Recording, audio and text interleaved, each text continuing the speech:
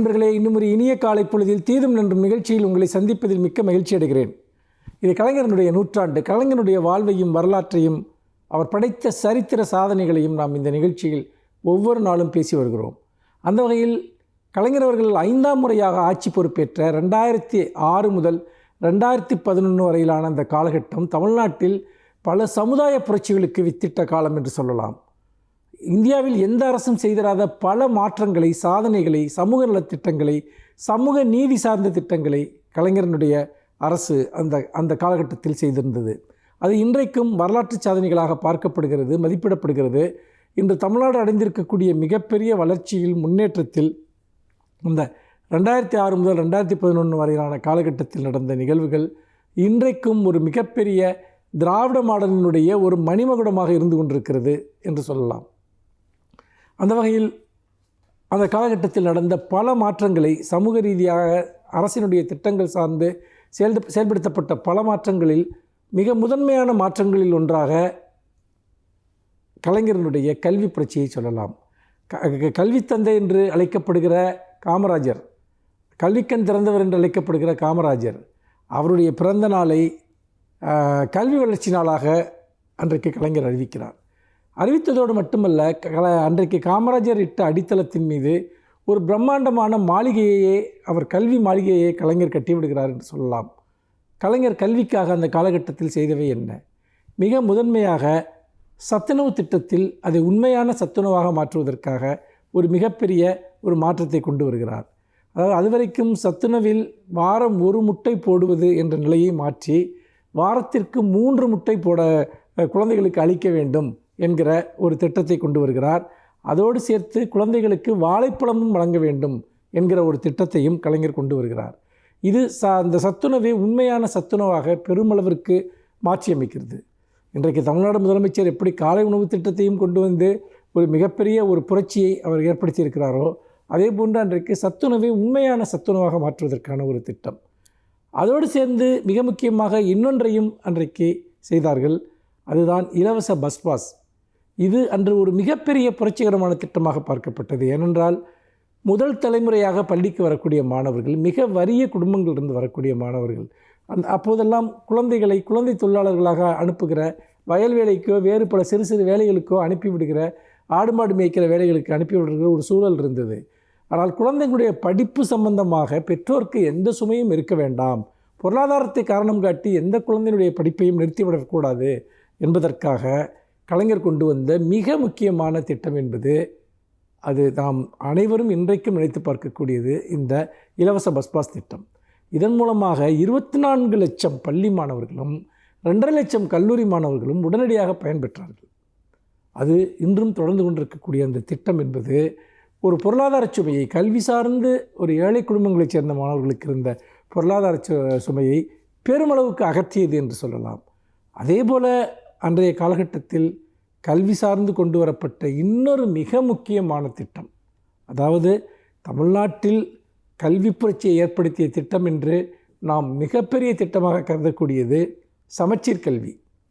கல்வியை காலத்திற்கேற்ப நவீனப்படுத்துவது, இன்னொன்று அனைத்து மாணவர்களுக்கும் ஒரே சீரான கல்வியை வழங்குவது.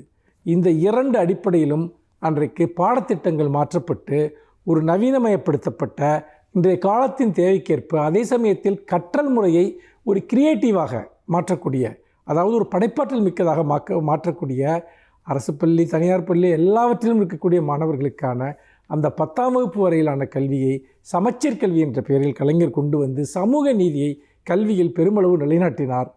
இப்படி அந்த ஆட்சி காலத்தில் நடந்த பல திட்டங்களை பற்றி நாம் இன்னும் வரும் நாட்களில் நாம் பேசலாம். மீண்டும் இன்னும் ஒரு புதிய சிந்தனையோடு உங்களை சந்திக்கிறேன். நன்றி, வணக்கம்.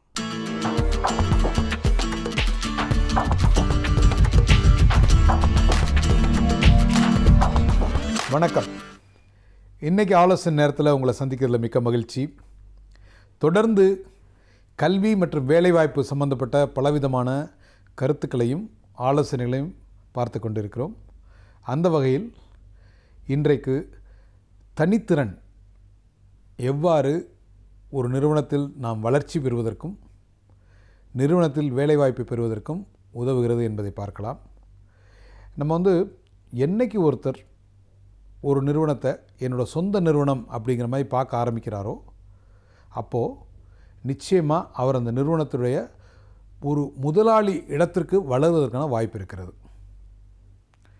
எந்த நிறுவனத்தின் வளர்ச்சியில் நமது வளர்ச்சி இருக்கிறது அப்படின்னு ஒருத்தர் நினைக்கிறாரோ அப்போ அவர் அந்த நிறுவனத்துடன் சேர்ந்து வளருவதற்கான வாய்ப்பு இருக்கிறது. நான் இந்த நிறுவனத்தின் ஒரு சாதாரண சம்பளம் பெறும் தொழிலாளி அப்படின்னு ஒருத்தர் நினைக்கிறாரோ அது கடைசி வரைக்கும் அவர் அந்த நிறுவனத்தில் சம்பளம் பெறும் ஒரு தொழிலாளியாக இருந்து விடுகின்றார். ஸோ நீங்கள் எந்த நிலையை அடைய வேண்டும் அப்படிங்கிறது நீங்கள் உங்கள் அடி மனதில் ஆழத்தில் நீங்கள் திரும்ப திரும்ப என்னவாக வேண்டும் அப்படின்னு நினைக்கிறீங்களோ அதுவாகவே மாறிவிடுகிறீர்கள்.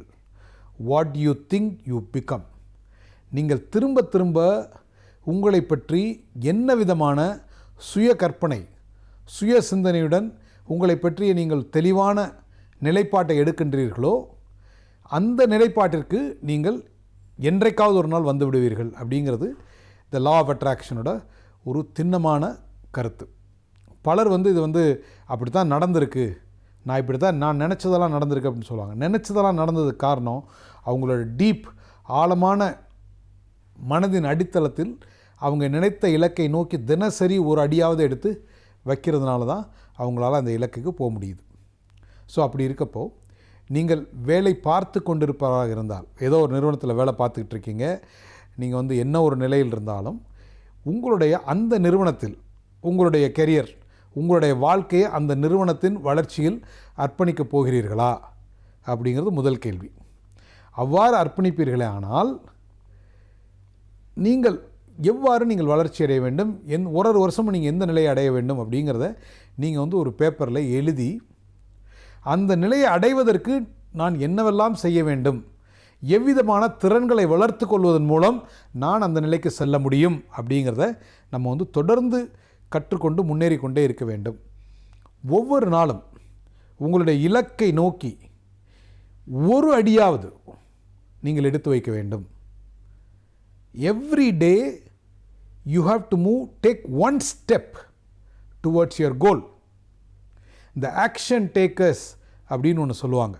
ஆக்ஷன் டேக்கர்ஸ்னால் முயற்சி செய்பவர்கள், முயற்சி திருவினையாக்கும் அப்படின்னு சொல்கிறாங்க. முயற்சி செய்பவர்கள் தோற்பதில்லை. தொடர்ந்து முயன்று கொண்டே இருப்பவர்கள் நிச்சயமாக அவர்களுடைய இலக்கை அடைந்து விடுவார்கள்.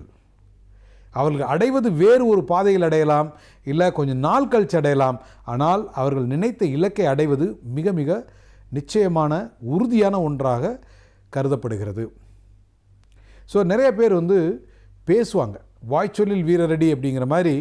அவங்க நிறையா டயலாக் பேசுவாங்க, நிறையா ஸ்ட்ராட்டஜி பற்றி சொல்லுவாங்க, நிறையா கருத்துக்கள் சொல்லுவாங்க. ஆனால் they don't take action. கருத்துக்கள் சொன்னதோடு அப்படியே நிறுத்திடுவாங்க, இம்ப்ளிமெண்டேஷனுக்கு போக மாட்டாங்க.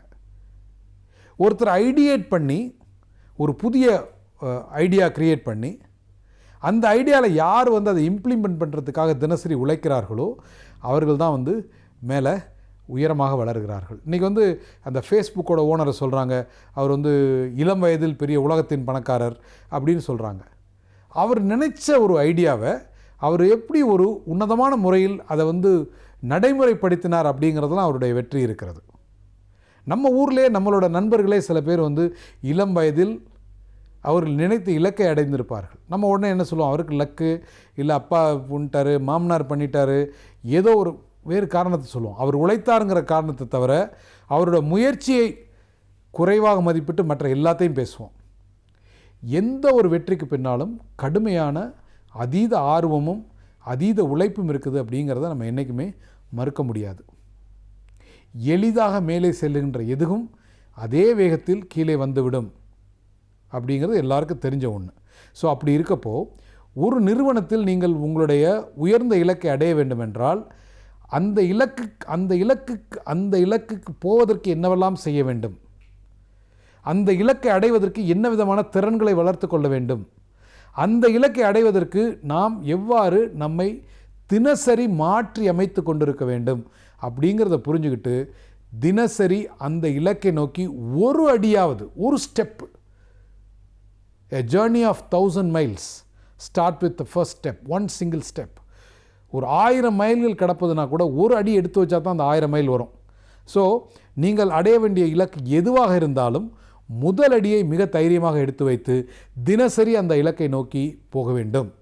தினசரி நீங்கள் ஒரு மாணவராக உங்களுடைய திறன்களை வளர்த்து கொள்ள வேண்டும்.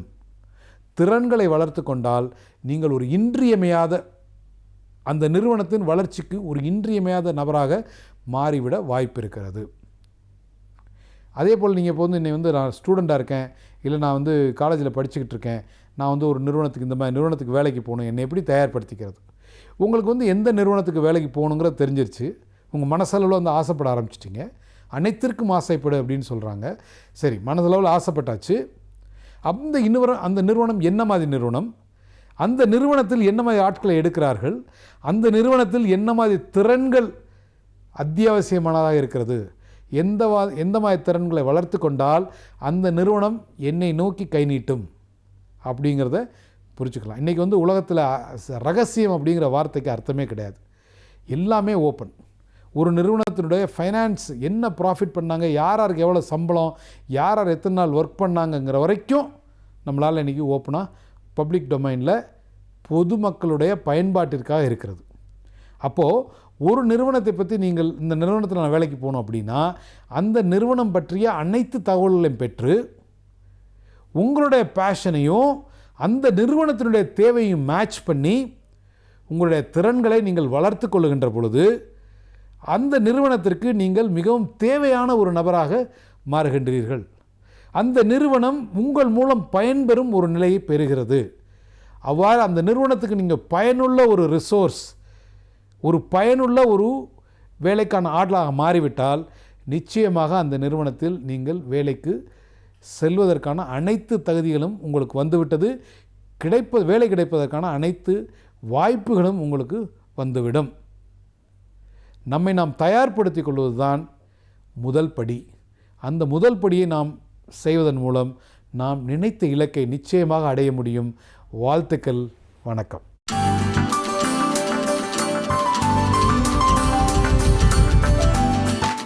அனைவருக்கும் என் அன்பு வணக்கம். சில நேரங்களில் எழுத்தாளர்கள் சிலர் பெரிய காப்பியங்களை எழுதியிருப்பார்கள், அது கூட பேசப்படாது.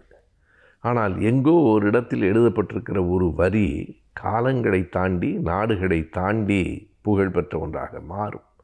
அப்படித்தான் இந்த to be or not to be, that's a question என்கிற அந்த 2 வரிகள் இன்றைக்கும் உலகம் முழுவதும் பேசப்படுகின்ற வரிகளாக இருக்கின்றன. அது ஷேக்ஸ்பியரினுடைய ஹேம்லெட் நாடகத்தில் இருக்கிறது. அந்த வரியை எழுதியவர் ஷேக்ஸ்பியர் தான். அந்த ஹேம்லெட் நாடகத்தில் அந்த வரி இருக்கிற போது, அது வகுப்புகளில் நடத்துகிற போதே அந்த வரிக்கு பேராசிரியர்கள் பல விளக்கங்களை சொல்லுவார்கள். இப்போதும் நீங்கள் கூகுள் தேடுபொறியிலே டு பி என்று அடித்தாலே இந்த தொடர் முழுமையாக வந்துவிடும். To be or not to be, that's a question. என்ன பொருள்? நமக்கு அதை பார்க்கிற போது அது சாதாரணமாகத்தான் இருக்கிறது. மிக ஆழமான செய்தியை கொண்டதாக அந்த தொடர் பேசப்படுகிறது. இருப்பது அல்லது இல்லாமல் இருப்பது, இதுதான் நம் முன்னால் இருக்கிற ஒரே கேள்வி. உலகம் முழுவதும் எல்லா மனிதர்களுக்கும் எல்லா காலங்களுக்கும் நம் முன்னால் இருக்கிற ஒரு கேள்வி இதுதான், இருப்பது அல்லது இல்லாமல் இருப்பது. To be or not to B.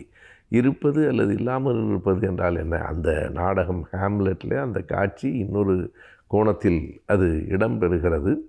ஹேம்லெட்டினுடைய தந்தையை அவனுடைய சிற்றன்னை தான் கொன்றுவிட்டால் என்று ஒரு கருத்து இருக்கிறது.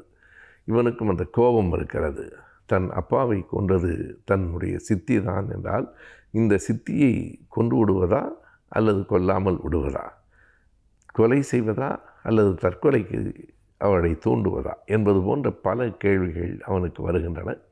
பொதுவாகவே ஷேக்ஸ்பியரின் ஹேம்லெட் நாடகத்தை படித்தவர்கள் அறிவார்கள், ஹேம்லெட்டை போல ஒரு பெரிய சிந்தனையாளன் இல்லை, ஆனால் செயல்படாத ஒரு சிந்தனையாளனாகவே அவன் இருந்தான். Is a man of thinking without action என்று சொல்லுவார்கள். அவன் செயல்பாடுகளில் வேகம் காட்டாமல் சிந்தனைகளிலேயே மூழ்கி கிடக்கிறவன். எனவே அவனுக்கு வருகிற பல சந்தேகங்கள். இட்ஸ் எ ஹேம்லெட் டயலமா என்றும் அதை ஆங்கிலத்தில் சொல்லுவது உண்டு. இருப்பதா இல்லாமல் இருப்பதா, இதை செய்வதா செய்யாமல் இருப்பதா, வாழ்க்கை முழுவதும் மனிதர்கள் எல்லோருக்கும் இப்படி ஒரு கேள்வியும் இப்படி ஒரு குழப்பமும் இருக்கும். அந்த இடத்தில் தான் இந்த ஒரு வேலையில் நாம் இருப்பதா அல்லது இல்லாமல் இருப்பதா, இதை ஏற்பதா அல்லது ஏற்காமல் அதை எதிர்ப்பதா, இந்த கேள்வி, தட் இஸ் அ கொஸ்டின். அது ஒன்று தான் கேள்வி. எல்லா இடங்களிலும் இந்த கேள்வி இருக்கிறது, இந்த குழப்பம் இருக்கிறது, இந்த சிந்தனை இருக்கிறது. இதை மிக எளிமையாக, சொற்களில் கடுமையான சொற்கள் ஏதுமில்லை, புரியாத வகையில் அது எழுதப்படவும் இல்லை, மிகப்பெரிய கவித்துவத்தோடு உரைக்கப்படவும் இல்லை. மிக எளிமையாக இருப்பதா இல்லாமல் இருப்பதா, to be or not to be என்கிற அந்த கேள்வி இன்னமும் எல்லா இடங்களுக்கும் விடையை தந்துவிடாத ஒரு கேள்வியாக இருக்கிறது. இப்படி சின்ன சின்ன தொடர்களின் மூலமாகவே உலக புகழ்பெற்ற நாடக ஆசிரியராக ஷேக்ஸ்பியர் உயர்ந்திருப்பதை நாம் பார்க்கிறோம்.